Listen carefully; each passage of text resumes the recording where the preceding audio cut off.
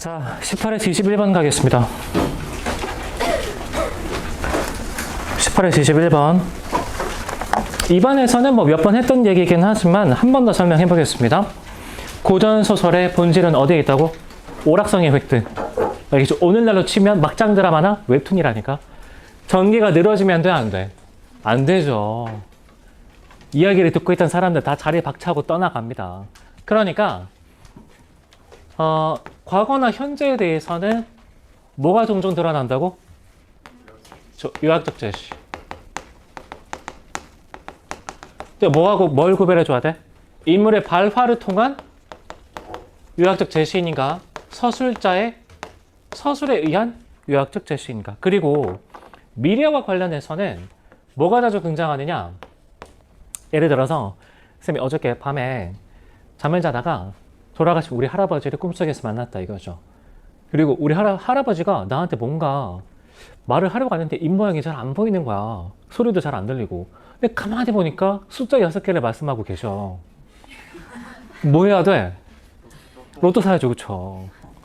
그러니까 오늘날에도 남아있는 관념인데 꿈속에서 누가 등장한다? 초월적 존재. 초월적 존재가 뭘 해준다? 예언이나 암시를 해준다. 근데 주인공이 꿈속에서 겪은 일이기 때문에 진짜 맞아? 이런 반응을 보일 때가 많죠. 꿈속에서 어떤 도사가 나타나서 너는 송나라를 구할 운명을 타고났다. 내가 진짜 그런 사람인가? 딱 깨봤더니 발밑에 갑옷과 칼, 병법사가 놓여 있어. 뭐죠? 증거물이죠, 그쵸? 증거물. 자, 그 다음에 세상에서 제일 재밌는 구경이 두 가지입니다. 첫 번째는 뭐죠? 불구경, 그렇죠. 근데 만약에 타고 있는 게 우리 집이었다면 얘가 좀 달라지지. 두 번째는 무슨 구경이죠?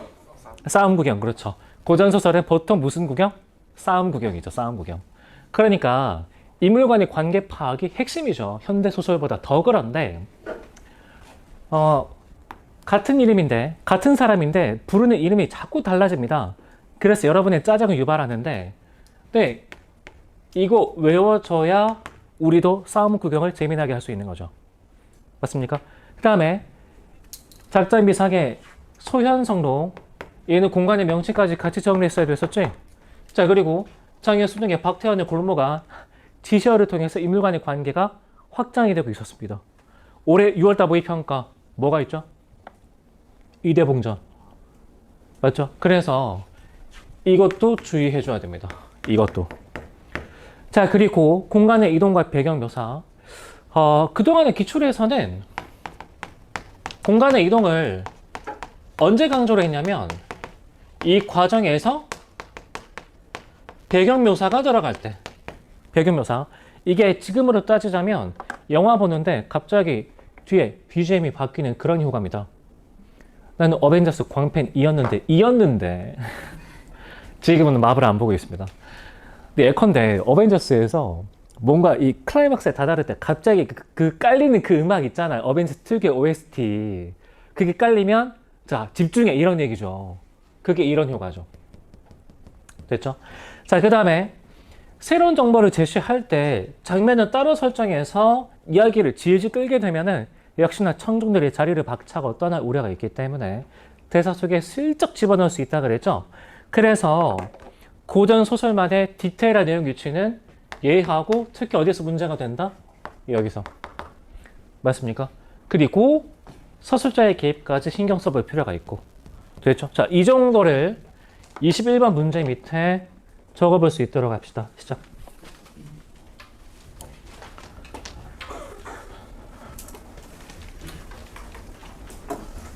지은아, 저거 해야지.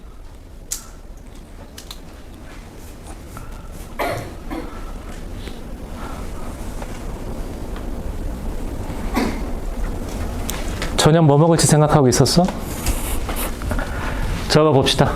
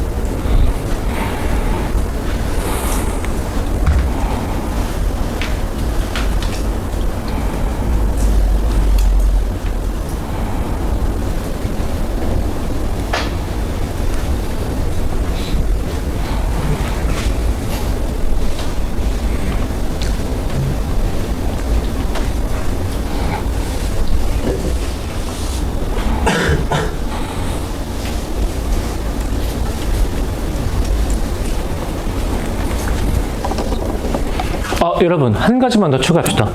이때 유학적 제시는 출제자가 제시하는 유학적 제시도 있습니다. 뭐죠? 앞부분의 줄거리 그리고 중요한 줄거리 그것도 조심해줘야 돼. 알겠죠? 그래서 이것까지 추가. 야 미리 얘기하지 미안합니다.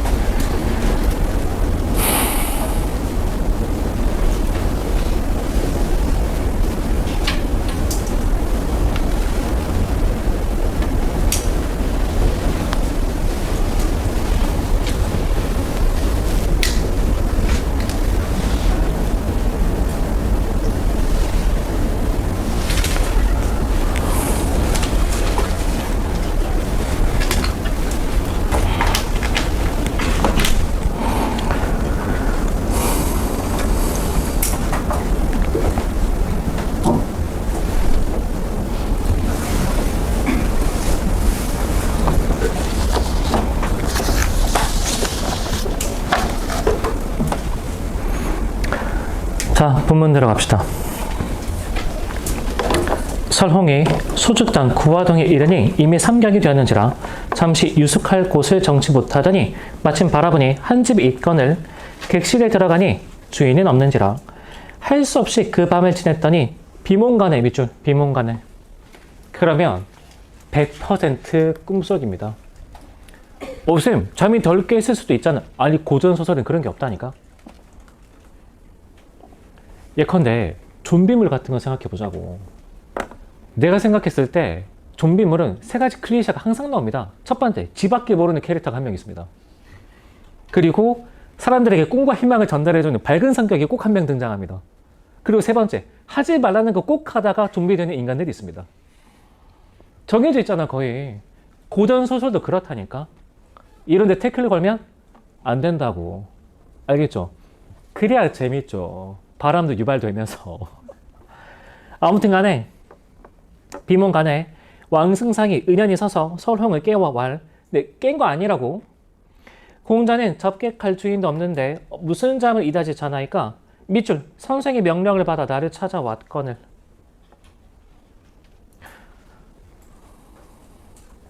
나 같으면 이거 하나 냈을 것 같아. 이거 확인했어? 새로운 정보의 제시? 여기서 설홍은 소주 땅 구화동에 왜 온 거죠? 선생이라는 사람의 명령을 받아 왕승상을 찾기 위해서 온 거죠. 확인했습니까? 그 내용이 최소 이런 걸 물어보지 좀 엉뚱한 걸 물어보고 있는 것 같아요. 아무튼 내정에 들어가 내 여식을 살려주시면 어떠한고. 파란색 밑줄 내정에 들어가 내 여식을 살려주시면 어떠한고. 뭐죠? 초월적 인물의 예언이나 암시가 되겠죠.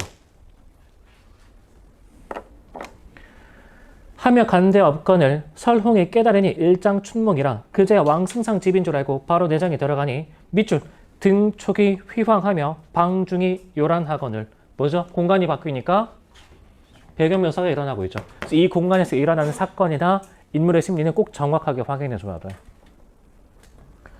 어떤 놈이 삼척 장검을 들고 앉아 있고 그 자가 칼로 치려는 하거늘 놀래어 깊이 만류하려 왈. 너는 어떤 자에게 사람을 임의로 죽이려 하느냐. 돌쇠 살펴보며 가로되 나는 이 집 주인이라. 개뻥이죠. 이미 왕승상이 다 알려줬죠. 저 아이 누구겠어? 왕승상의 딸이겠지. 왕소죠. 내 말을 듣지 아니하기에 죽이고자 하거니와 너는 어떠한 아이인데 주제넘게 남의 내정에 와 이렇게 말을 하는가. 그래서 초월적 존재 이언감시 이걸 통해서 여기서는 19번에 선제 1번의 앞부분 이해할 수 있죠. 맞죠? 선제 1번의 앞부분. 자, 그 다음에 중략줄거리 갑시다. 이것도 일종의 압축적인 제시니까. 설홍은 소조를 구한 후 혼인을 약속하고 이어 장원급제한다. 뭐만 하면 장원급제야. 가달왕이 침략해오자 황제는 설홍을 대원수에 봉하고 설홍은 목차를 통해 가달왕에게 거짓 정보를 흘린다. 가달왕이 이 말을 듣고 뇌심 생각하되 분명 흩어진 군사들이 그리로 모였도다. 밑줄. 분명 흩어진 군사들이 그리로 모였도다. 이게 뭐죠? 거짓 정보의 정체가 되겠죠. 뭐를 고려하면서 읽어야 이해할 수 있는 거지? 중략줄거리. 그러면 여러분 뭐의 파악이 중요하겠어? 도대체 이곳은 어디인가? 그게 어디야? 홍양동이었죠? 그래서 19번의 정답 1번 되겠습니다. 네, 난 이것도 조금 불만인 게 19번에 선제 4번 있죠? 아, 이게 새길과 홍양동을 뭐 굳이 그렇게 깔끔하게 구별을 해야 되나? 나는 이런 생각이 좀 드는데 의미가 있나? 네, 홍양동이 중요한 건 알겠어. 근데 새길, 진하게 표시된 부분 돌아가 보면 가달의 왕이 새길로 군사를 나누어 들어오며 군사를 거두는데 군사가 골 안에 가득하거늘. 그러니까 굳이 따지자면 여기서 홍양동 들어가기 직전에 이 초입이라고 그래야 될까? 그런 지점이 새 골이라면 군사가 완전히 정지해서 정돈된 공간이 홍양동 그렇게 구별할 수는 있겠죠. 그래서 홍양동이 중요한 공간인 건 거짓 정보와 관련되어 있기 때문에 인정할 수 있는데 글쎄 새길이랑 왜 굳이 그렇게 구별을 시켰을까? 모르겠습니다. 나는 그 의도를 모르겠어서 19번에 선제 4번 그리고 좀 뭐라 그럴까 좀 억지스러운 해석이긴 하지만 새골 그다음에 홍양동 범위가 완전히 구별된다고 보기도 딱 잘라 말하기 좀 힘들 수 있거든. 무슨 말인지 알겠죠? 자, 그래서 4번은 좀 내 맘에 안 든다. 정확하게 얘기하자면 내 맘에 안 든다.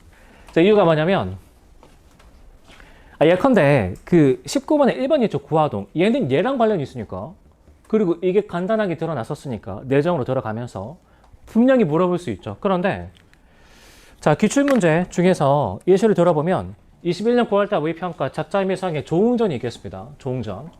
앞에 화면 봅시다. 한 나비가 침상에 날아들거늘 원수도 자연스럽게 날개를 얻어 그 나비를 따라 공중에 날아 한 곳에 이르니 그런데 나비가 어디에 날아들었다고? 100% 꿈속입니다. 맞죠? 100% 꿈속. 공중에 날아. 알 수 있죠. 날아서 당도에 꿈속이니까 가능하겠지. 첩첩한 산 중에 수목이 빽빽한 곳을 깊이 들어가니 뭐? 배경묘사. 그 가운데 광활하여 완연한 별세계라. 그러니까 어디로 이동했다라는 걸 알 수 있죠. 맞죠? 초월적 세계. 공간의 이동 이때는 확인해야죠. 다음에 B로 가면 이날 함곡에 도달하니 해는 서쪽 산 위로 떨어지고 다른 동쪽 고개 위로 떠올랐는데 무심한 잔나비는 달빛 아래에서 슬피 울고 그윽한 두견석은 불려귀를 일삼았다. 역시 함곡에 대한 배경묘사 맞습니까? 근데 분위기가 어때? 굉장히 좀 불길하죠. 그래서 선지 5번. A에서는 비현실적 공간에서 느끼는 신비로움이 B에서는 현실 공간에서 느껴지는 불길함이 드러나고 있다. 공간 이렇게 구별해달라 요구하고 있었죠. 여기서 기출문제답게 굉장히 좀 깔끔합니다. 근데 세 갈래 길 얘는 도대체 뭔 의미냐고 나는 모르겠습니다. 그래서 이런 점에 비춰보면 글쎄 선제 4번은 조금 어거지로 만든 게 아닌가. 아무튼 19번에 1번이 정답인 건 분명합니다. 뭐 이 정도 확인하면 되겠고 뒤로 갑시다. 24번 중요합니다.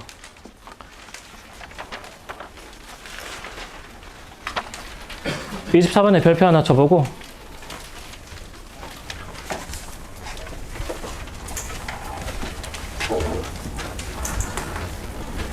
24번. 다이 짜임새는 다음과 같이 구조할 수 있습니다. 그러니까 보기 보고서 이 생각을 떠올려야 돼. 작품 본문에서 뭘 구별해줘야 돼?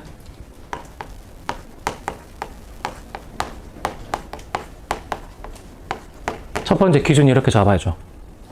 됐죠? 그 다음에 그림 밑에 A부터 C까지는 모두 상징적 기호의 구현을 문제적으로 해석하는 화자와, 자 그러면 상징적 기호의 구현을 문제적으로 해석한다라는 건 화자에 뭘 알려주고 있는 거죠?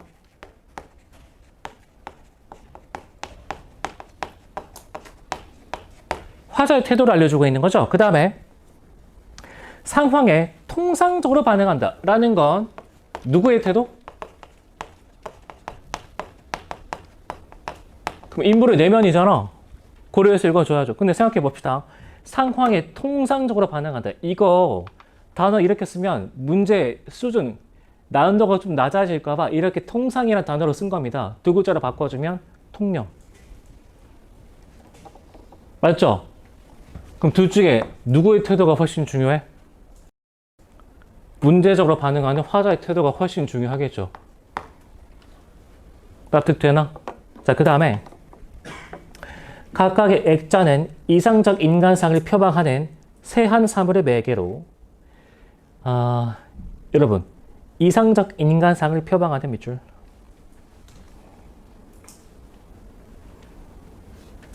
이때 세한 사무가 대나무, 매화, 측백나무겠죠. 근데 이게 무슨 기호라고?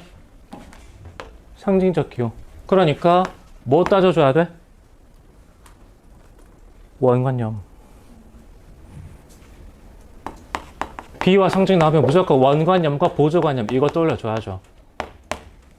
원관념. 근데 세한 사무가 뭘 표방한대? 이상적 인간상, 그게 원관념이겠지.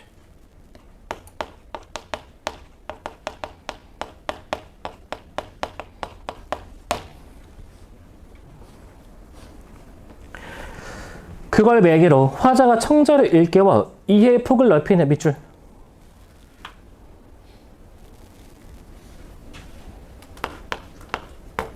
뭐가 중요하죠? 이해의 폭을 넓힌다는 얘기는 몰랐던 걸 알게 된다죠. 그러니까 이거 파악해야 돼.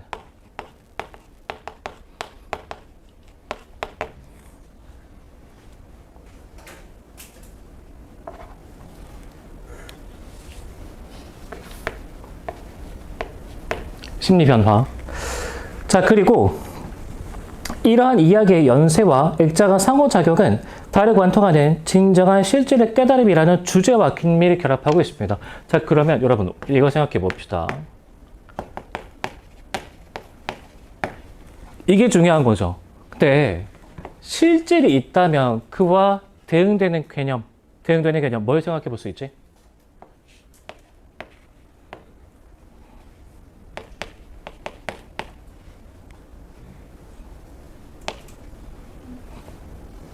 한 글자만 채워줘봐.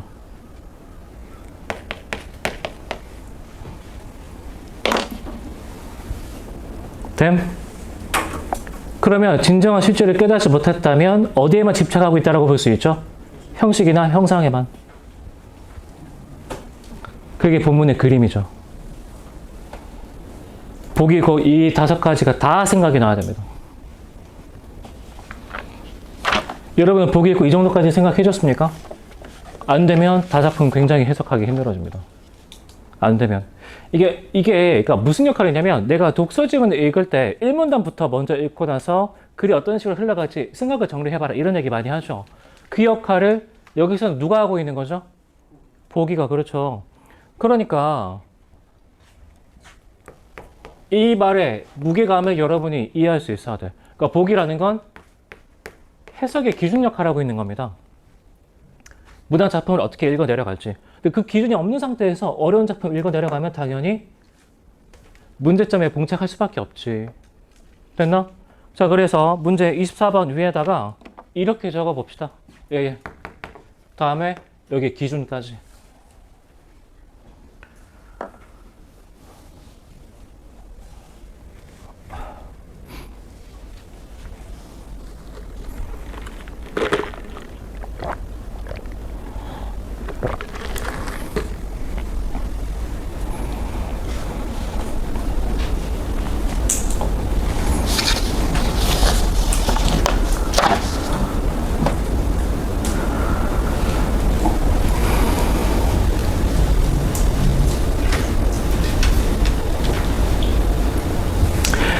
사실 여기서 고전 씨가 조금 공부한 사람이라면 대나무랑 매화 보는 순간 이 이상적 인간상이 무슨 뜻인지까지도 알 수 있는데.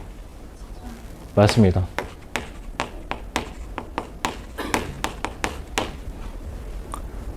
그러면 이 작품의 주제는 뭐야? 지주와 절개를 그린 그림이 중요하다는 얘기야? 그 뜻을 깨닫는 게 중요하다는 얘기야? 이걸 깨닫는 게 중요하다. 이게 주제겠죠. 됐나? 매화나 대나무, 측백나무를 얼마나 비슷하게 그렸는가는 전혀 중요하지 않다고. 중요한 건 그림이란 형식이 아니라 뭐? 실질. 나는 본문 안 읽어도 이 정도는 토론할 수 있을 것 같은. 아, 미안합니다. 나는 직업이니까 해야죠.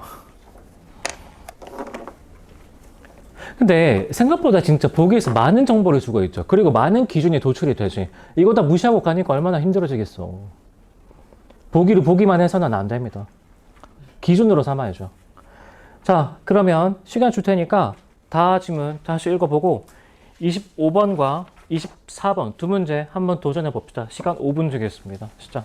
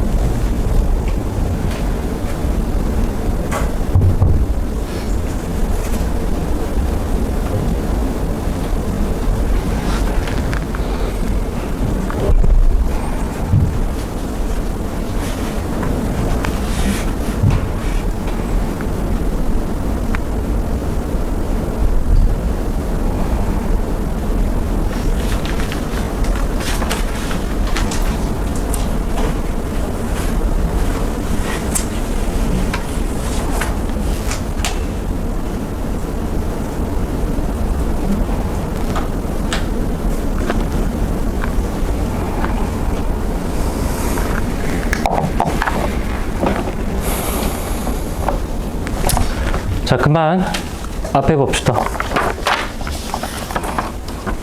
시험장에서 되게 짜증났던 질문이죠. 왜 그렇게 쪼개면서 말을 하는지. 자, 다 갑시다. 다. 여러분, 니은 바로 위쪽 있죠? 네, 그냥 한번 뜻을 붙여봤을 따름이네. 까지가 뭐죠? 여기 A죠. 자, 그 다음에 딕은 웃으며 말씀하셨네. 거기서 두 줄 밑에까지가 B가 되겠죠. 나머지가 C가 되는 건데.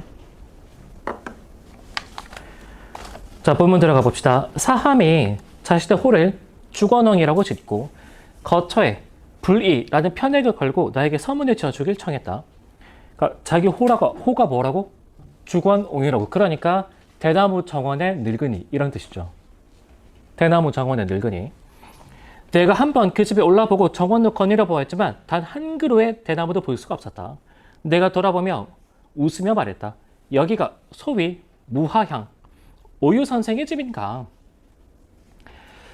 이름이란 실질의 손님이니 나더러 손님을 위하란 말인가? 그러니까 야, 너 대나무도 없는데 무슨 주거농이라고 호를 짓고 여기다가 이 편액을 걸고 나서 서문을 지어달래? 너무한 거 아니야? 이 정도 농담을 던진 거죠. 이해됨? 그쵸? 자, 근데 여기서 사함이 서운해하며 빨간색 밑줄 서운해하며 여기서 화자는 누구죠? 내가 화자죠. 사함은 상황에 대해서 통상적으로 그리고 통념적으로 반응하는 청자인 거지. 그쵸? 그러니까 사함은 뭐에 대한 인식이 없어? 실질이 중요하다는 것에 대한 인식이 없죠. 그러니까 내 말이 어떻게 들렸겠어? 기분 나쁘게 들렸겠지. 맞습니까? 근데 나는 이미 깨달음을 얻고 있는 사람이죠. 그러니까 나는 실제로 뭘 의도하는 거죠? 농담을 의도하는 거죠. 대나무가 없어도 전혀 중요하지 않죠. 중요한 건 대나무가 상징하는 뭐가 있으면 돼? 지주와 절기가 있으면 돼. 그게 실질이니까. 됐습니까? 자, 사함이 서운해하며 한참 있다가 말했다. 그냥 한번 뜻을 붙여봤을 따름이네. 내가 웃으며 말했다. 기분 나빠 말게. 약간 또 사이코패스 같아. 자기가 비꼬아놓고 내 자네를 위해 실질을 채워줄 테니. 그쵸? 실질을 채워줄 테니. 내 스승이셨던 이공부 학사께서 예전에 신동현의 매화 그림을 얻어 매화시를 쓰셨는데 웃으며 말씀하셨는데 심씨의 그림이 심하다. 식물과 꼭 닮게나 그렸을 뿐이다. 그러니까 여기서는 학사, 이공부 학사가 이제 화자가 되겠지. 그리고 이때의 나는 아직 깨달음을 얻기 전입니다. 깨달음을 얻기 전. 그림이 실물 같다면 솜씨가 뛰어난 것인데 왜 비웃으십니까? 왜냐? 그 그림에는 뭐가 없다고 판단이 됐기 때문에. 그렇죠. 자, 그러자 학사께서 말씀하시길 까닭이 있지. 내가 어려서부터 이완영과 교유했는데 일찍이 그에게 제갈공명 사장의 측백나무를 그려주길 청했다네. 원령이 한참 후 전사체로 설부를 서서 돌려보냈기에 기뻐하며 그림도 재촉했더니 원령이 웃으며 말했는데 쪼개면서 말하는 게 특징인가 봐? 자네 몰랐던가? 파란색 밑줄 진작 그려보냈네. 그러니까 형식으로 쓸 그림은 없지만 설부라는 글에 뭐가 담겨 있었겠어? 실질이 담겨 있었겠죠. 지주와 절개를 강조하는. 나는 놀라서 말했지. 전에 받은 것은 설부 글씨뿐이었네. 자네 어찌 잊은 겐가? 원령이 웃으며 답했네. 측백나무가 바로 거기 있네. 대저 바람과 서리가 모진데도 변치 않는 것이 과연 있던가? 측백나무를 원하거든 자네가 눈 속에서 구해야 할 걸세. 내가 마침내 웃으면서 응수하기를 그림을 구했건만 전설을 써주고 눈을 보고서 변치 않음을 생각하라니 측백나무 그림과는 거리가 너무 멀군 그래. 자네가 말하는 돈은 너무도 멀리 벗어나 있는 게 아닌가 하였지. 이 자식은 그림 그려달라니까 왜 딴소리야? 이 정도 얘기를 하는 거죠. 그러니까 이때 비읍 부분에서 학사는 깨달음을 얻은 상태야? 아직 얻지 못한 상태야? 아직 얻지 못한 상태라고 봐야 되는 거죠. 네, 그 뒤에 유배 같죠? 중략 뒤에 갑시다. 섬은 습한 기가 스산하고 독사며 지네가 잠자리에 엉겨들어 해를 끼침을 헤아릴 수 없었지. 어떤 밤에 큰 바람이 불어 바다가 요동치고 땅에 우레가 내리치는 듯 하니 종들은 모두 얼이 빠져 아찔하는 중에 나는 이런 노래를 하나 지어 불렀네. 남해 바다 산호가 꺾어진 늘 어떠하리. 그저 오늘 밤 옥루 파란색 내묻히고. 이거 단어 알아야 돼. 그래서 고전시가 기본 단어 꼭 외워달라고 내가 강조를 많이 하는 겁니다. 서민국과 송민국 공부했다면 이거 옥루 무슨 뜻인지 알 수 있습니다. 맞죠? 임금이 계신 공간을 얘기하는 거죠. 플레임은 배공루. 비슷한 단어로는 광안전, 달나라 궁전. 그러면 서민국, 송민국에서 화자는 신분이 뭐죠? 적강선녀. 어디 위치에 있어? 하계. 이때 하계가 뭘 뜻하겠어? 유배지. 바로 튀어나와야지. 이렇게. 서민국, 송민국 할 때 여러 번 했던 얘기 아니야, 이거. 네, 그래서 얘기했죠. 고전시와 기본작품은 언제 어디서 어떻게 쓰일지 모릅니다. 꼭 알고 있어야 돼. EBS에 들어가 있든 그렇지 않든. 이런 데서 문제가 될 수 있거든. 옥루 보는 순간 아, 지주와 절개, 임금이 계신 곳. 이원론적 세계관. 화자는 적강선녀. 아, 물론 여기서 선녀라고 얘기하지는 않았지만. 자, 그러면 유배간 상태에서 비바람이 몰아치는데도 여기서 학사는 지금 누굴 떨리고 있는 거죠? 임금. 따라서 내면에 뭘 형성하고 있는 거지? 맞습니까? 그러니까 인제는 측백나무 그림을 얻을 필요가 전혀 없는 거죠. 그 자신이 충신이 됐으니까. 됐나? 자, 이에 원령이 내게 편지를 보내어 전하더군. 근자의 자네가 쓴 산호곡을 얻어보매 말이 간절하되 상심과 원망, 후회가 없으니 능히 환난에 잘 대처하고 있군. 이를 보면 지난날 자네가 측백나무 그림을 바랐지만 파란색 밑줄. 자네 역시 잘 그린다고 할 수 있네. 네가 이미 실질을 갖고 있으니까 나한테 그림 그려달라고 할 필요가 없다는 뜻이죠. 자네가 유배를 떠난 뒤에 서울에 있는 측백나무 그림. 측백나무 그림. 긍정이야, 부정이야? 이제 보이죠? 부정 빨간색 네모 쳐봐. 밑에 뭐라고 적어야 돼? 형식. 수십 번이 남아있지만 이는 모두 이조의 벼슬아치들이 끝이 해진 붓으로 자네의 그림을 돌아가며 본떡 그린 것이지. 그런데 그 줄기의 곧고 강한 기운은 늠름하여 범접할 수가 없고 가지와 잎은 더욱 무성해졌으니 그 얼마나 성대하던지 라는 건 이에 대한 평가죠. 뭐라고 봐야 돼? 번호법이겠지. 이때 형식과 실질의 대립이란 건 여러분 기출문제에서 한번 본 적 있긴 한데 함의정, 조승인, 동현과 서현. 동현하고 서현은 왜 싸웠죠? 부처의 형상을 제대로 만들어야 부처의 마음이 있다. 서현은 마음이 중요하지 형식이 중요한 게 아니다. 그때도 얘기한 적 있죠. 형식과 실질의 대립. 아무튼 출처는 이강백 느낌 극락 같은 2017 수능이었습니다. 자, 그러면 여러분 24번의 정답 4번 인정할 수 있을 겁니다. 이게 됐죠? 자, 그리고 25번 가보면 선지 2번 경외감 아니라는 거 알 수 있죠? 밑에 세 글자 적어봅시다. 반어법.